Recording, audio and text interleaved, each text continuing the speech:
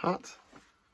Hello. You may remember a couple of weeks ago that I showed off my toolbox for people that kept asking me about tools. This week I'm going to go and show off something that complements that, and it's this bag that lives in my van with that go box. Yeah, this is the go bag for testers, and in here I keep the test gear that I think is essential. So to help with this video, getting a bit more non-amateurish, yeah, I've got an overhead camera up here. Hello! And over there I can see on the telly, that's why I was looking the wrong way in that shot. So I'm going to go over and show you what's in that bag, yeah? No shit at the start, no one wants that. I'm recording this on a front-facing iPhone as well. I've got thousands and thousands of pounds worth of camera equipment, but at the minute, my filming location slash workshop slash garage is such a shithole, yeah? I didn't get any out of it because it just get broke. I'll do a little pan of the current state of it around Christmas. But anyhow, this is all faff. Let's get on to the... Whoa! So in the bag, there's nothing, it's just a Dewalt bag. I go through these quite quickly, so I use whichever one I can get my hands on. I'm just going to quickly lay this out because it's a mess. I know the video will take up by loads of me laying it out, so bear with me. That's what lives in the bag. You can see it all there, and I'm going to go through it. What I'm not going to do is go through stuff like this. Yeah, everyone's seen them. This video is not about screwdrivers, but they live in this bag, so it's like a little bit of a go-to. So I've got something to work with, basically. So I'll get rid of them. Also in this bag here, I've got a couple of spare crocodile clips from a meter. You can never have enough crocodile clips from a meter. And this contains lock-offs. Right, I'm going to do a video on lock-offs separately. So this is going out the way. So we'll get rid of that. That leaves us with the main testers I keep in my go testing bag, yeah? These testers enable me to do my job just out the van, just what I want to get done. So there's nothing too exciting here, nothing too sexy. I've got loads of sexy test equipment that I might show in videos, but this is just the bones of it, yeah? So first of all, starting off with the Martindale proving unit, yeah? There are lots of proving units on the market, but I like this one because it's simple, yeah? It doesn't take any batteries, it doesn't have any removable fuses. The guarding system on it is absolutely unique and amazing, from nothing to 2 mil to loads of it. And all it does is light up some lights to tell you what the voltage is. Nothing more than that. And that, to be honest, is all I want. I don't care about the AC DC bit on it, yeah? All I care about is it 50, 100, 200 or 400 or greater than. So it's great for me. Also, carried around with a Martindale proving unit. There are a couple of other ones I like. I'm a big fan of the Martindale one, although some people like the bells and whistles one. All the old boys I used to work with used to carry this one because they were old and they knew what they were doing, and they used to carry this one. I think if you want something a little bit sexier than this, I quite like the Drummond test lamp. I'll put a picture of that on the screen now. But for me, I like the Martindale. It's nice and simple. I have the non-fused one with the resistor in. I have the proven unit, and when I go in, all it does is light up. No bells, no whistles, no buzzers, no beeps. Doesn't do continuity. It's just a proven unit, yeah? And it lives in the bag. The reason all these tools live in the soft bag is because they need to be looked after, because you rely on them for safety. So that's why they all live in the bag. So that's the Martindale, yeah. I've got the something of, I don't know. Look online, don't copy what I do. Yeah, but I've got the Martindale, and I use that for all my dead testing where I need to ensure stuff is not live.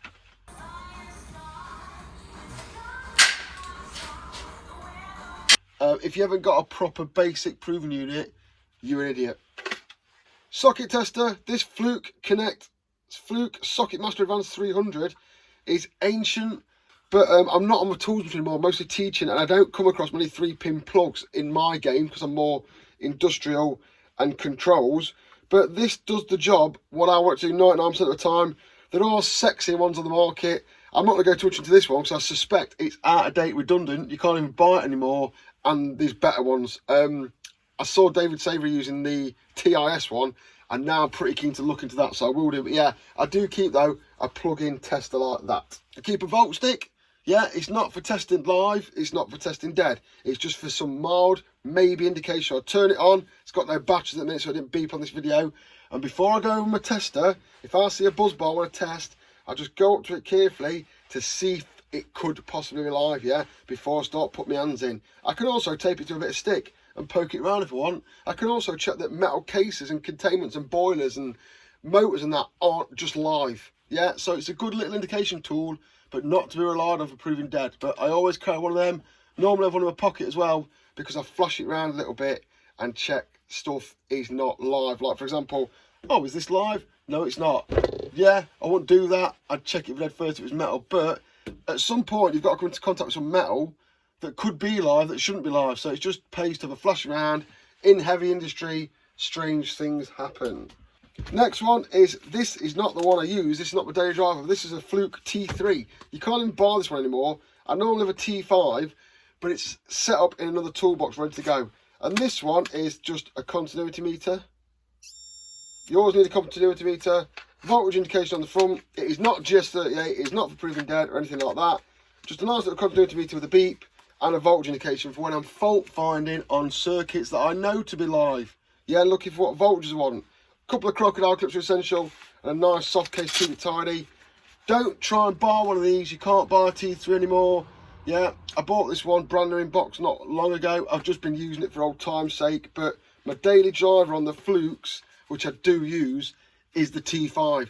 And if you find a better daily driver than a T5, let me know.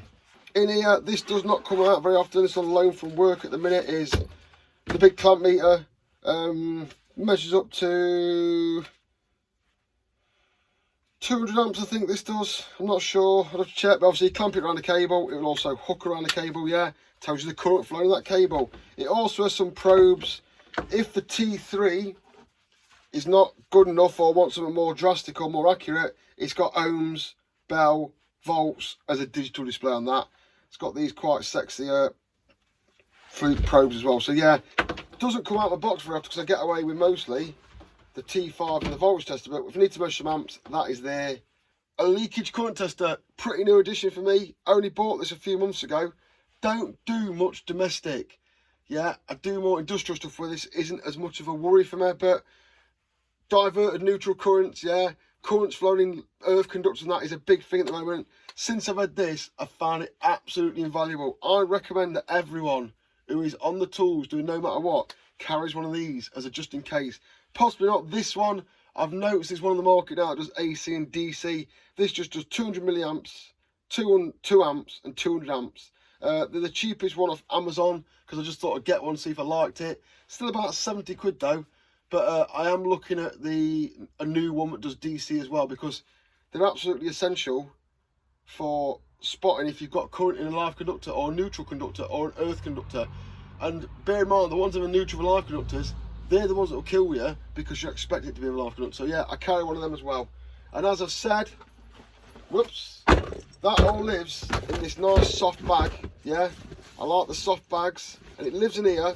What I normally do is take out what I need and maybe plonk it in my toolbox rather than carry it all around, because you've got to look after this. This comes out of the van at night because I don't want it getting damp and manky. So for me, even though your tools earn you the money, the bag like this is the one that will save your life. So yeah, your tools earn you the cash, but this saves you. So make sure you have a good setup of good stuff that's not cheap crap that's going to work when you need it.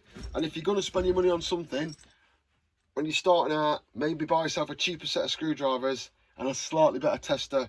I would never have anything in this day-to-day range other than a Fluke T5. And this one, I'll let you know when I get a new one. But yeah, I hope that helps. These keep me going on a daily basis. I do have to sometimes get out the big guns that I've got, which I'll probably show off in another video. There's bigger, better testers, but 9 times out of 10, these ones are going to get you out of the shit. I hope that helps. See you later.